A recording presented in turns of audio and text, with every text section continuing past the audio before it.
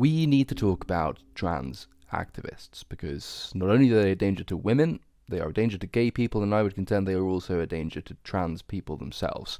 Something really needs to be done about this. Their antics are just obscene and ridiculous. But before we come on to that, though you do not want to catch the cold I've somehow contracted, you do want to catch the content we put out daily on politics, current affairs and culture. To ensure you do that, make sure you hit the subscribe button and look out for more. Anyway, let's begin, shall we? So, J.K. Rowling has been doxed by trans activists. If you haven't already seen this story, as J.K. Rowling herself reported on Twitter yesterday, or that's November the 22nd, for those of you who are listening back, she says, "Last Friday, my family's address was posted on Twitter by 3 activist actors who took pictures of themselves in front of our house, carefully positioning themselves to ensure that our address was visible." She goes on, "I want to say a massive thank you to everybody who reported the image to Twitter support. Your kindness and decency made all the difference to my family and me. I'd also like to thank Police Scotland for their support and assistance. In this matter, I implore those people who retweeted the image with the address still visible, even if they did so in condemnation of these people's actions, to delete it. Over the last few years," J.K. Rowling continues, "I've watched appalled as women like Alison Bailey, Raquel Sanchez, Marianne Miller, Rosie Duffield, Joanna Cherry, Julie Bindel, Rosa Friedman, Kathleen Stock, and many, many others, including women who have no public profile but who contacted me to relate their experiences, have been subjected to campaigns of intimidation which range from being hounded on social media, the targeting of their employers, all the way up to doxing and direct threats of violence, including rape. None of these women are protected in the way I am. They and their families have been put into a state of fear and distress for no other reason than that they refuse to uncritically accept that the socio-political concept of gender identity should replace that of sex. I have to assume that," and she lists these Twitter accounts, "thought doxing me would intimidate me out of speaking up for women's sex-based rights. They should have reflected on the fact that I've now received so many death threats. I could paper the house with them, and I haven't stopped speaking out. Perhaps, and I'm just throwing this out there, the best way to prove your movement isn't a threat to women is to stop stalking, harassing and threatening us." Well said, J.K. Rowling. Well said. As the BBC reports, as a summary of this story, she's accused 3 people who campaign on transgender matters of posting a photo of her Edinburgh address on Twitter.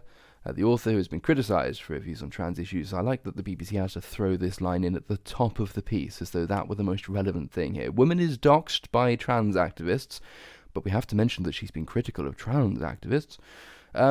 She's reported the matter to the police. Police Scotland said they had been made aware and inquiries were ongoing.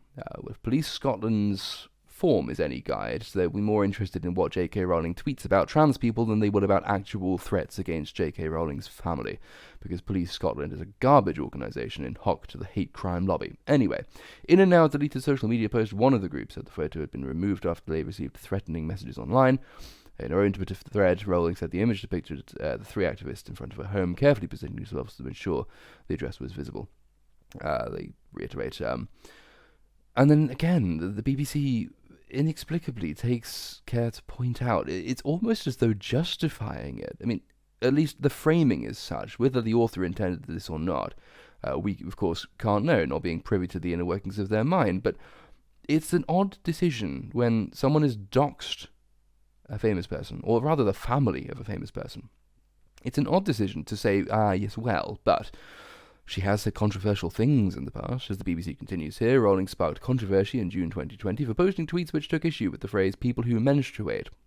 She objected to the avoidance of the use of the word woman. In a lengthy blog post, the writer of the Harry Potter book said her interest in trans issues stemmed from being a survivor of abuse and having concerns around single-sex spaces. Critics said her views diminished the identity of trans people, while stars from the Harry Potter films, including Daniel Radcliffe and Emma Watson, distanced themselves from her comments. Well, maybe if, Daniel Radcliffe and Emma Watson find J.K. Rowling so utterly beyond the pale that any association with her is likewise beyond the pale, maybe they should stop accepting the royalties from the films that have made them millions, because I don't know if you've seen them in anything else, but it's not exactly as though either of these 2 people would have made a career without J.K. Rowling. I mean, can you imagine Daniel Radcliffe making it on his own merits? No, because he doesn't have any. Emma Watson, very good at 1 or 2 facial expressions, does a lot of eyebrow movement. Looked fairly nice, I guess, but an actress? Yeah, really? Can't see it myself. I actually rewatched the Harry Potter films the other day, and some of them, and I decided I would avoid the early ones because I had a vague recollection that they couldn't act when they were children. So I skipped the first 3 or 4 and went to number 5 or number 6 or whatever it was. Lo and behold, they couldn't act when they were older either. But there we are. But yes, odd of the BBC to have to point out that though this woman has been doxed, and though her family have been doxed, and this has severe implications given the state of trans activism in this country, they nevertheless do have to take care to point out that J.K. Rowling has said some nasty things about trans people, or rather not nasty things, but controversial things, like biological sex exists and men don't menstruate. Controversial in the 21st century, under the new doctrine of Lysenkoism we live under. The BBC continues, the author described the actions of the group, which posted the picture displaying her address as doxing, the malicious act of publishing personal information online. Rowling said she believed the activists had attempted to intimidate her out of speaking up for women's sex-based rights. She said they should have reflected on the fact, we've covered this already. A Police Scotland spokesperson said, "We are aware of this incident and police inquiries are ongoing. One of the people who was involved wrote on Facebook, yesterday we posted a picture we took at J.K. Rowling's house. The post, which has now been deleted, added, while we stand by the photo, since posting it we have received an overwhelming amount of serious and threatening transphobic messages, so we've decided to take the photo down." So, receiving threatening messages is a bad thing, obviously. And if it is the case that these people have received threatening messages, that should be condemned and deplored. But then they should also be condemned and deplored by the fact that they've just posted J.K. Rowling's address online. What messages do you think she's receiving? What messages do you think her family are receiving? Maybe you should, if an action which causes threatening messages to be sent or received is ipso facto bad, then maybe you shouldn't have posted the damn photo in the first place. Idiots.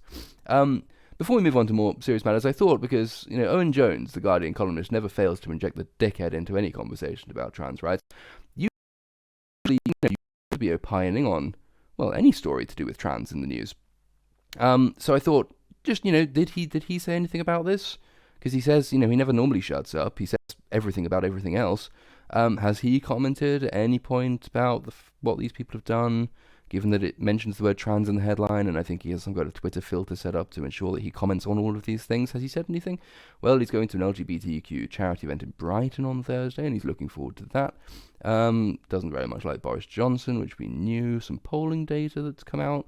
The Tory Health and Care Bill, no. Actually, no, don't really seem to find anything here from Owen Jones. Doesn't like Margaret Thatcher. Doesn't like the Conservative Party's social care plan. Some Tory councillors been knocked for being angry to Jeremy Corbyn. Oh, no, there seems to be, from a man who never shuts up on the subject of trans people, no comment at all that I can find. Has he said anything here? Nope. Still no. Alan Partridge there, nope. Boris, nope.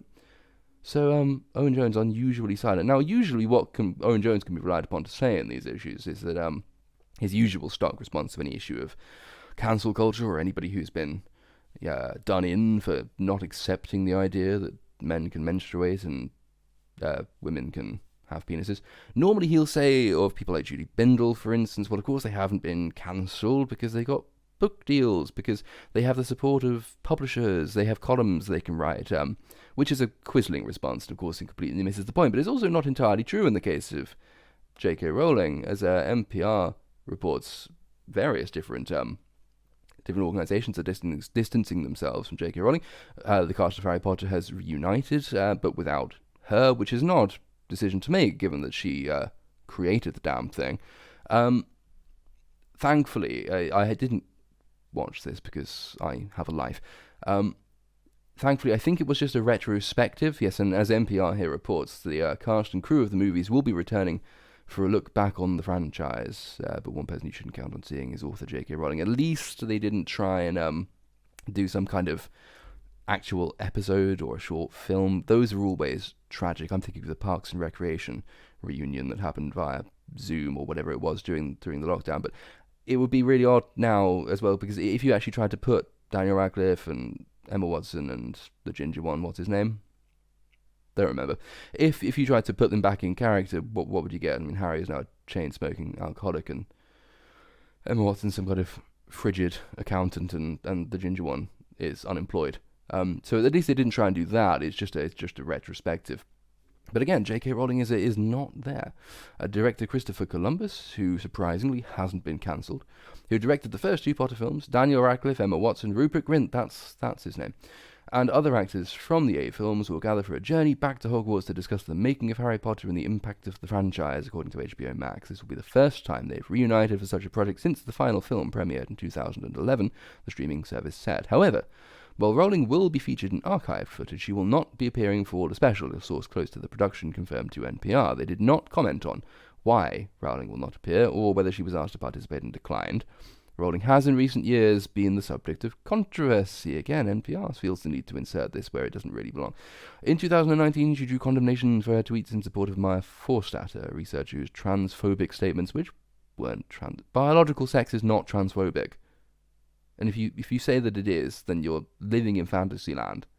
It ought to be possible to support transgender people whilst also believing that science is a thing.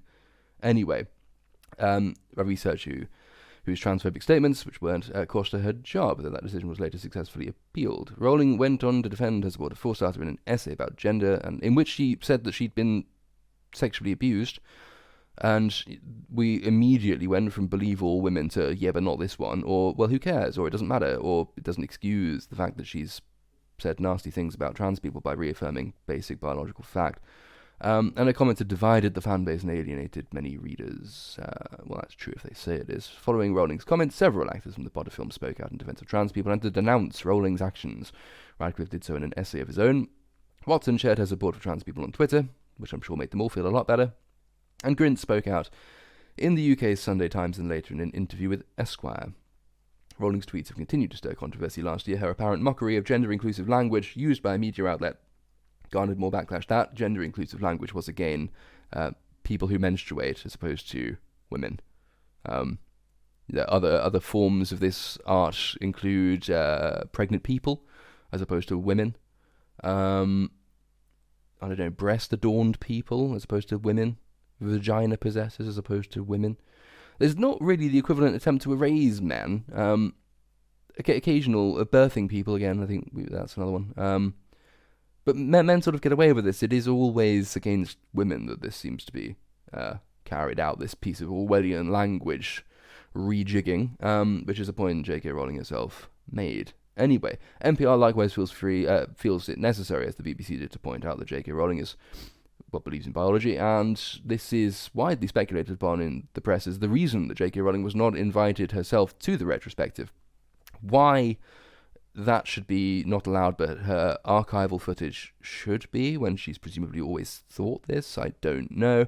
But, that is it, apparently. So, the idea that J.K. Rowling is immune to cancellation, to an extent that's true. She's already made her millions, and people, whatever articles like this say about it dividing the fan base, that's not really true either. It might have carved off a tiny fraction of idiots who make up the trans activist movement, but compared to J.K. Rowling's wider readership, not sure.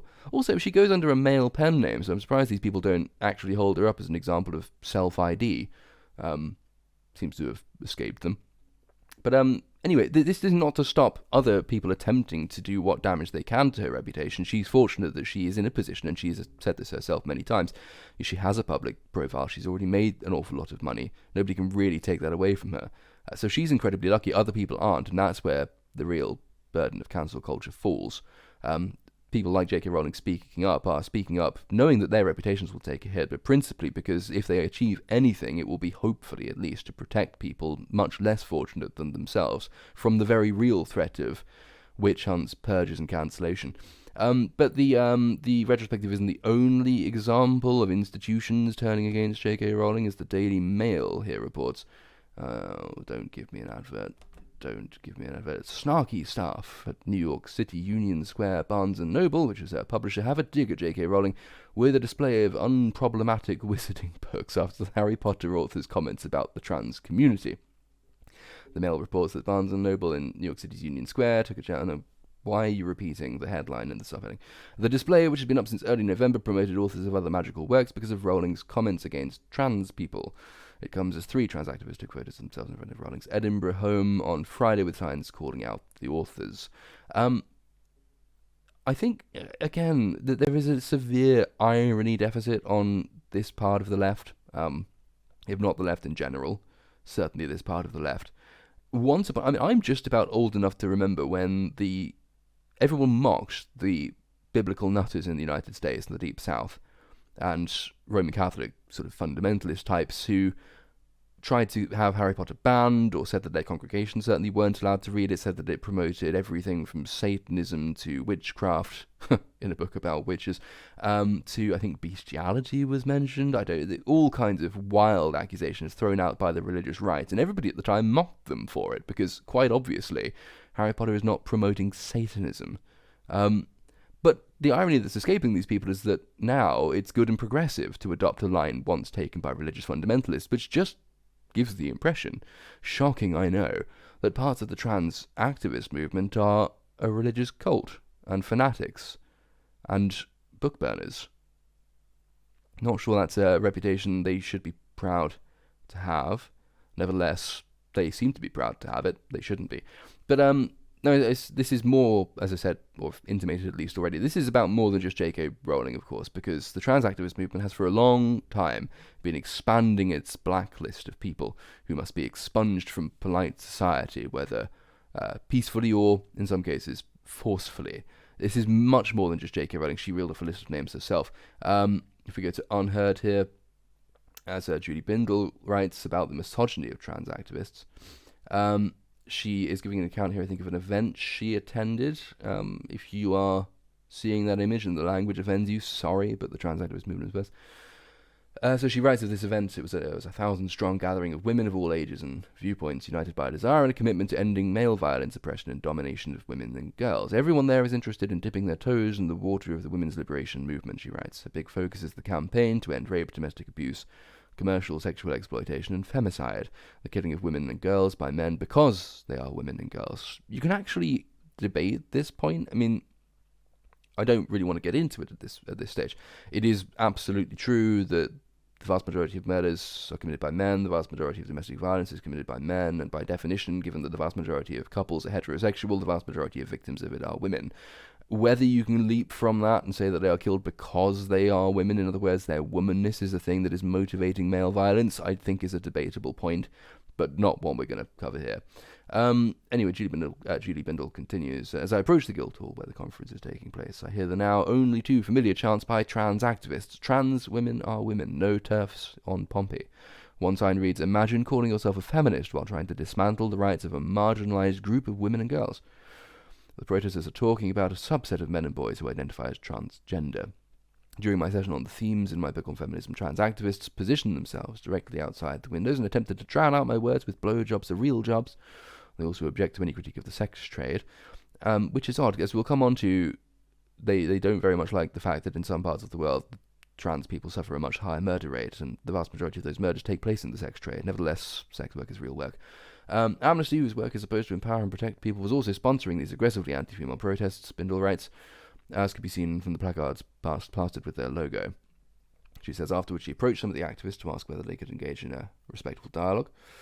She said it would be better than being at war with each other and that the feminists inside the building were no danger or threat to them whatsoever. They told me, she says, barely able to look me in the eye, that when feminists talk about single-sex spaces such as prisons and refuges, that this leads to transphobic bigotry, which in turn leads to trans people being murdered. Now, we're going to come on presently, and I hope shortly, to this question of the trans murder rate. I think everybody is familiar with the claims. Trans people are the most oppressed, the most victimized. They have a disproportionately high suicidality rate, disproportionately the target of murderers and thugs. They're beaten up, all the rest of it. Actually, this is true, not true. None of it is true. Not in this country, not in the West broadly, not in America even, which has a generally higher murder rate.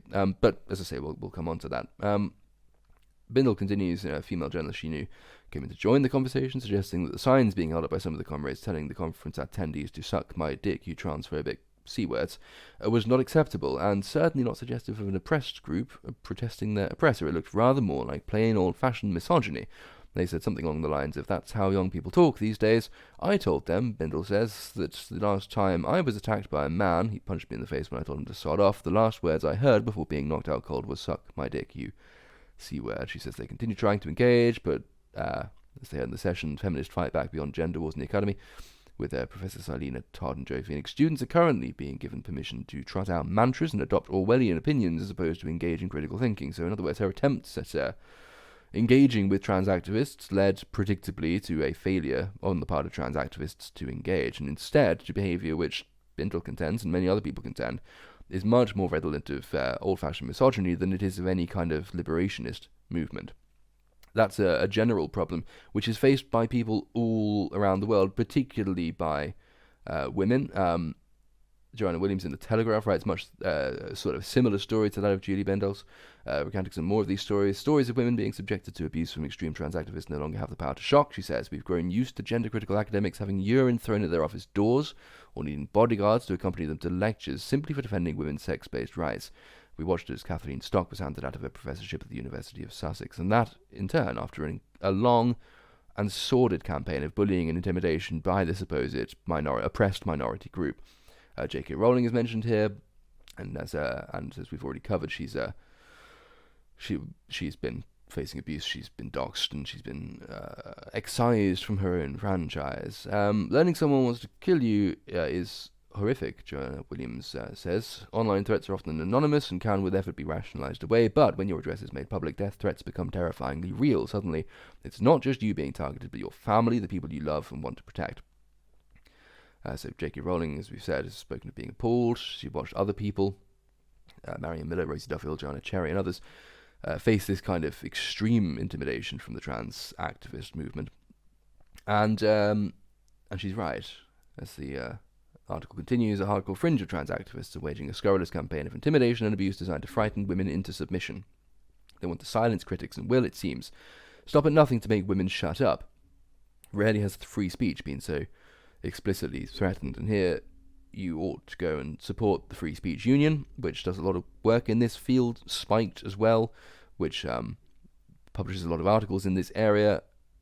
We'll come on to a few more different articles from a few different outlets. There are people out there willing to speak up for this, and increasing numbers of them as well. We went through this awful period where it was sort of the onslaught of the woke, where nobody really quite knew how to react. They were already an organised movement.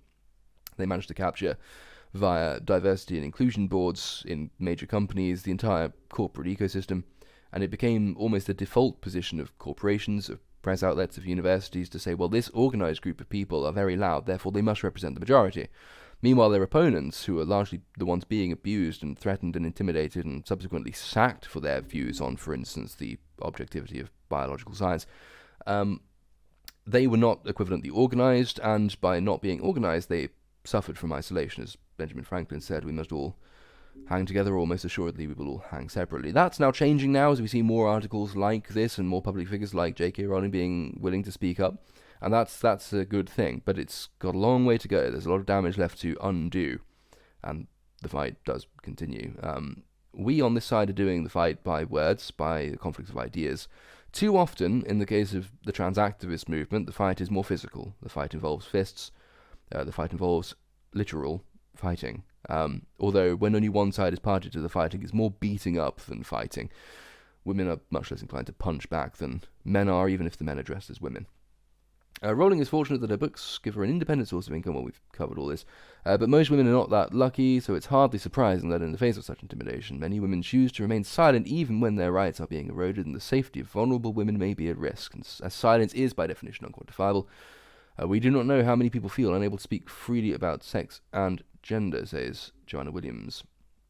The recent celebrations of the 20th anniversary of the Harry Potter film franchise have shown that J.K. Rowling risks being written out of her own famous creation. A London school has dropped Rowling as a house name, and this is a terrible pity. Rowling's fortitude, bravery, and dignity make her the perfect role model for children. Her refusal to be silenced offers a lesson to us all in how to respond to censorious, abusive, woke mobs. If we move on, you have to bear with her.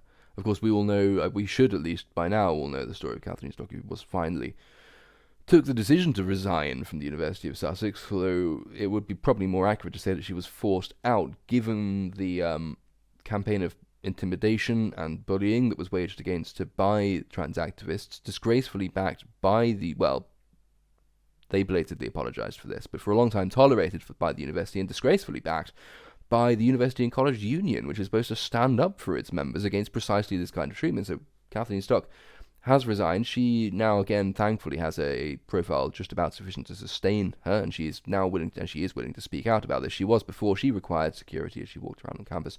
She says she has no regrets over quitting the post, but said she'd endured low-level bullying and reputation trashing at the hands of staff, which is again another aspect of this insidious woke creep, because it's not just activists on the outside of organisations, it's staff on the inside of organisations who've been captured by this mind virus, and the presence of so many diversity and inclusion teams, diversity and inclusion officers at major institutions, which really operate in the form of commissars set up by the Soviet Union, which in turn operated much like the Spanish Inquisition. But in the Soviet Union in its particularly paranoid stage, used to place ideological officers in scientific labs during the Lysenkoist era, in any major public institution, in order to ensure that everybody towed the party line, that there were no heretics present, that nobody blasphemed against the party line, that they remained ideologically pure. And actually diversity and inclusion officers, which earn a staggering amount of money and in place in a staggering number of institutions, perform much the same role.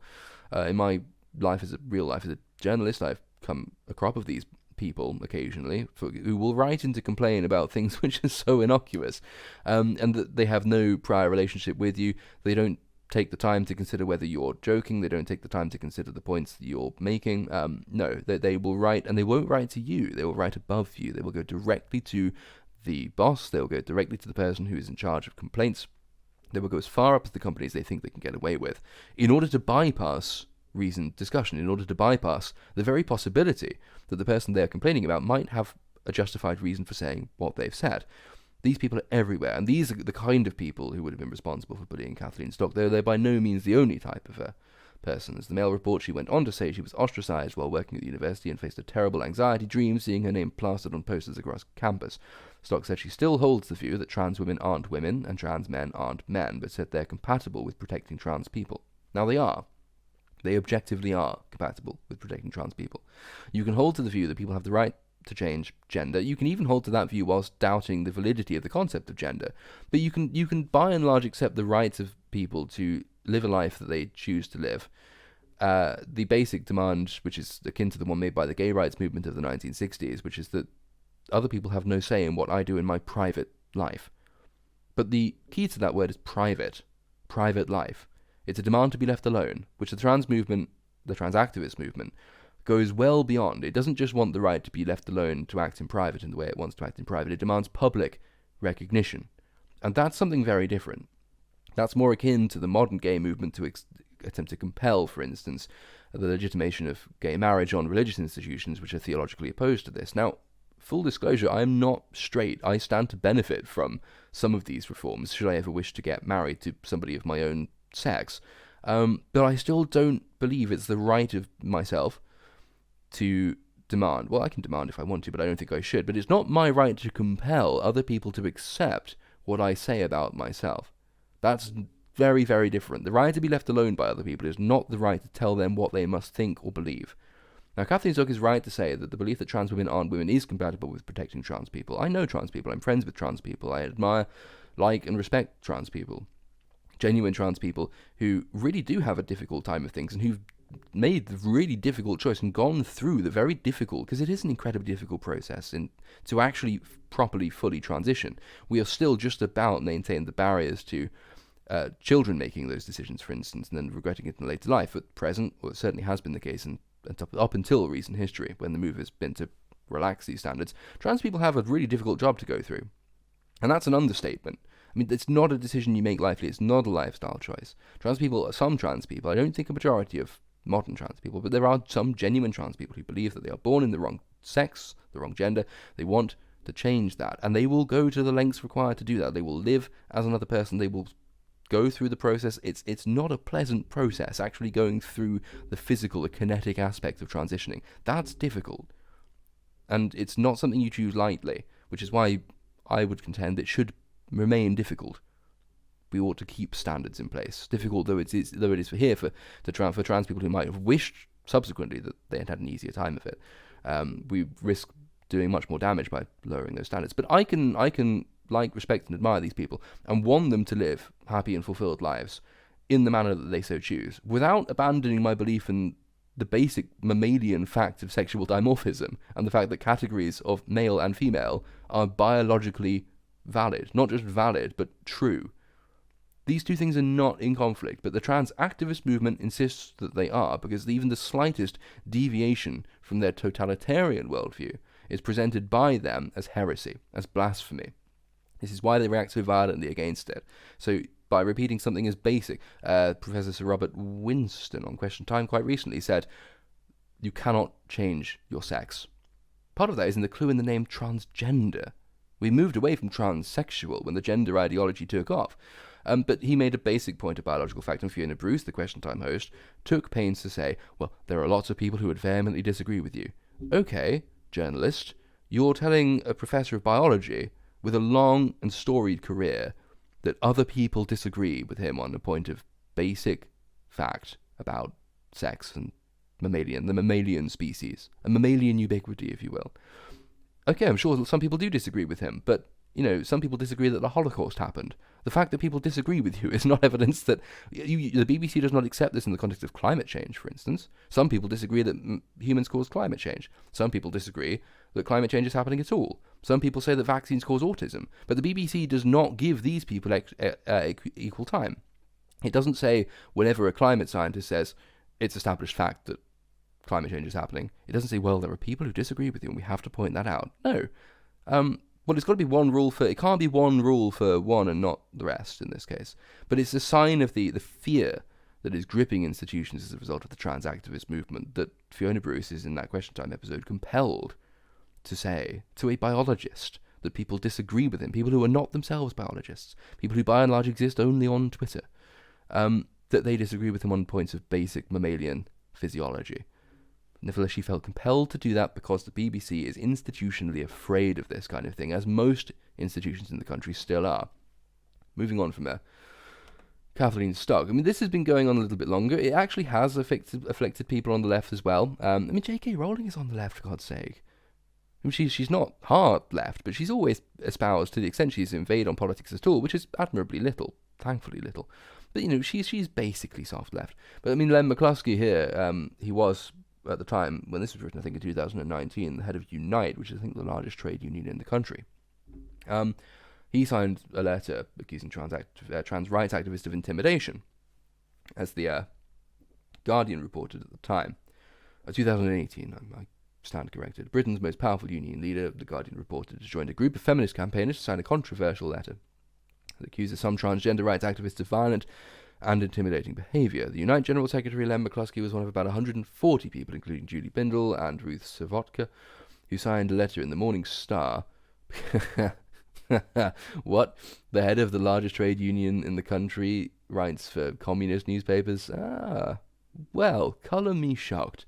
Anyway, the letter warned that a handful of recent episodes risk drawing the whole of our progressive movement into disrepute, and he was absolutely right. This is the only time probably you'll ever hear me agreeing with Len McCluskey on anything, because the man was cancer, and it would be lucky if the news that he's no longer head of Unite, we might consider ourselves lucky, except that he's been replaced by somebody who's really not very much better. Anybody who thinks the trade union movement in this country is a force for good in the world, and rather than just a cabal of radical leftists with a stranglehold on the opposition party is living in dreamland. Anyway, the letter highlighted a series of recent incidents, including the conviction of Tara Wood, 26, in April, for the assault of Maria McLaughlin, a 60-year-old woman who had gathered with others in order to attend a meeting to discuss the potential impact on women and girls. Changes to the Gender Recognition Act, because again, this is a problem which we must address with the trans activist movement. And I am deliberately including the word activist here, because it's not the trans people generally, it's the trans activist movement. I would be surprised if the majority of the trans activist movement was trans. I'd be surprised if a plurality of them were trans. I suspect the actual number of real trans people in the transgender activist movement are not trans themselves. Or rather, sorry, the vast majority of trans activists are not transgender. It will be a very small minority of people in there who are in fact transgender, is the impression one gets when one reads them on Twitter or one sees them go to protest. But we have to acknowledge this problem. It has been present over and over again, and unfortunately it's because you can't change certain biological facts. For instance, the male propensity to violence, which is why when old women gather to debate the potential impact on women and girls of the Gender Recognition Act, this attempt to impose self-ID, effectively allowing people, just by saying that they want to be a woman that day, to enter spaces specifically set aside and created for women to be safe from men. These old women were debating this idea, discussing the idea amongst themselves, and one of them, a 60-year-old, was punched in the face by, I believe, a trans person. Maria McLaughlin. Well, yes, it would be a trans person. Feminists have always said that, and Judy Bindel said earlier, that there is a real problem with male violence against women. This idea that you can just change that on a piece of paper and therefore that propensity disappears is just nonsense. It's self-evident nonsense, which is why, unfortunately, you tend to get more violence from trans women than you do from biological women, because trans women retain certain aspects, certain of the less pleasant aspects of their inferior origin, I suppose feminists would say, of their maleness. We actually saw, I think in Sweden, the study was done, which showed that after a passage of something akin to the gender ID law, rates of domestic abuse, rates of violent crime, rates of battery, for instance, soared amongst women. And then they looked into the data and discovered that it just happened to coincide with a period where men were allowed to declare themselves as women, which is an admirable attempt at statistical equality, but I'm not sure it's quite what the trans movement had in mind. The Guardian continued at the time. The letter signed by McCluskey along with a lot of other lefties also described a confrontation on a Beck 2 union picket line in March, saying that trans activists with no connection to the industrial dispute itself mobbed and verbally attacked a female trade union member on the basis of having recognised her as an attendee at a similar meeting. McCluskey, however, being a coward, started to row back on this at the time. He initially said he'd signed the letter to improve the climate of debate around proposed changes to the Gender Recognition Act, which is incredibly naive because the trans activist movement rejects the very concept of debate. I mean, that's one of their slogans, is trans people are not a debate, or trans lives are not a debate? They refuse to debate. Words of violence, don't you know, Mr. McCluskey? Many of your allies think the same thing. Anyway, he immediately faced criticism for signing a document that appeared to make little reference to transgender rights. Laura Murray, the head of external relations in the office of Jeremy Corbyn, tweeted, "I'm apparently disgusting and not a feminist or a socialist because I stand against transphobia, but according to today's letter in the Morning Star, all abusive behaviour in this debate comes from the trans activists." Jesus, well, I haven't read the letter. Maybe that is the implication. I don't think anybody sensible would make that claim, but the vast, vast majority of it comes from trans activists. I don't think you get J.K. Rowling going around doxing trans activists, for instance. You don't tend to get 60-year-old women punching trans women. It tends to be the other way around, in my experience.